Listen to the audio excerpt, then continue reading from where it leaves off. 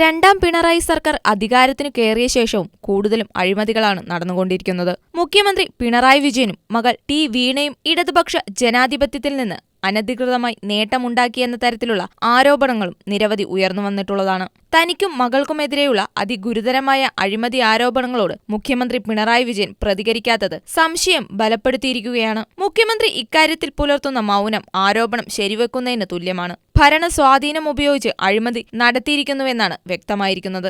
ഈ ഒരു സാഹചര്യം നിലനിൽക്കെ ഇപ്പോഴിതാ ചന്ദനമോഷണ കേസിൽ കേരള പോലീസിന്റെ തണ്ടർബോൾട്ട് മുൻ സേനാംഗത്തെ വനപാലകർ അറസ്റ്റ് ചെയ്തിരിക്കുകയാണ്. തൊടുപുഴ ഉടുമ്പന്നൂർ ചെരുവുപറമ്പിൽ സുനീഷ് ചെറിയാനെയാണ് പ്രത്യേക അന്വേഷണ സംഘം സന്യാസിയോടയിൽ നിന്ന് ഞായറാഴ്ച അറസ്റ്റ് ചെയ്തത്. ഒപ്പമുണ്ടായിരുന്ന 4 പേർ ഓടി രക്ഷപ്പെട്ടു. ഇവിടെ അടുത്തിടെ നിരവധി ചന്ദനമോഷണ കേസുകളുണ്ടായി. തുടർന്ന് Kumily range forest officer A Anilkumar, deputy range officer Joji M ജേക്കബിന്റെ നേതൃത്വത്തിൽ പ്രത്യേക അന്വേഷണ സംഘത്തെ നിയോഗിച്ചിരുന്നു. സന്യാസിയോടയിൽ നിന്ന് മോഷ്ടിച്ച ചന്ദനമരം കേസിലെ മറ്റൊരു പ്രതിയായ പൊക്കൻ ഷിബുവിന്റെ വീട്ടുപരിസരത്ത് വെച്ച് ഒരുക്കുന്നതിനിടയിലാണ് പ്രതി പിടിയിലായത്. ഒപ്പമുണ്ടായിരുന്ന പൊക്കൻ ഷിബു, തൂക്കുപാലത്തെ വർക്ക്ഷോപ്പ് തൊഴിലാളി സച്ചു, തൂക്കുപാലം സ്വദേശി ബിജു, ഓട്ടോറിക്ഷ തൊഴിലാളി അഖിൽ എന്നിവരാണ് ഓടി രക്ഷപ്പെട്ടത്. 2 ലക്ഷം രൂപ വിലമതിക്കുന്ന 15 കിലോ ചന്ദനത്തടിയും മോഷണം നടത്താൻ ഉപയോഗിച്ച വാക്കത്തി, ചുറ്റിക, കോടാലി, കൈവാൾ തുടങ്ങിയവയും കണ്ടെടുത്തു. കേരളത്തിൽ നിന്നും മോഷ്ടിക്കുന്ന ചന്ദനം തമിഴ്നാട്ടിൽ വിൽക്കുകയായിരുന്നു പതിവ്. കോഴിക്കോട്